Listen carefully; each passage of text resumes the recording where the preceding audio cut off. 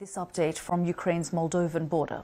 We spent the morning here at the border in Moldova and hearing story after story of desperation. People talking about spending a day and a night in the queue just a few meters across that border trying to get into Moldova. One woman said after 27 hours they simply abandoned their car, took whatever they could carry and walked the final bit of distance here into Moldova. I spoke to another woman just before I came on air who broke down as she told me that she'd had to leave her husband behind. Of course, the martial law means that many men of fighting age are being stopped from crossing the border at all. And here we've definitely been seeing family groups made up exclusively of women, mothers, daughters, grandmothers, travelling together without their men, and a very difficult time indeed.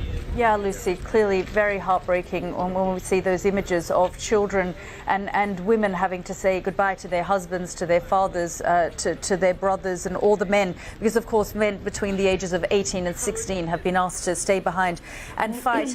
There is a level of uncertainty for these people coming over now, isn't there, about how long they'll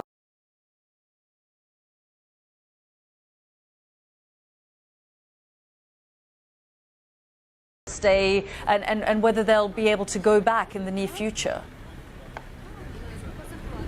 Absolutely. I mean, almost everybody I've spoken to has said they really don't have any clue what they're going to do next. And a lot of them are pitching up here, either in their cars or on foot, and standing around thinking, where shall I go now and how shall I get there? I don't know if you can see behind me, but there are some stalls that are set up here with volunteers. They've got coffee and sandwiches, and they're sort of trying to hand out some advice as well to people.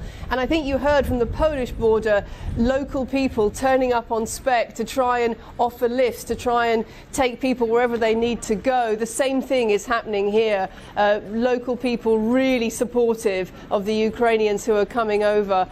Most of those who are coming over, 30,000 Ukrainians, we're told, have come into Moldova since Wednesday, and almost all of them are staying here in this tiny country, just waiting to see what's going to happen. Very few of them are going on to countries outside. Lucy Williamson reporting there from the Moldovan-Ukrainian border. I'll be back in the next few minutes with all the latest headlines. You can get in touch with me on Twitter. I'm at BBC Yalda Hek.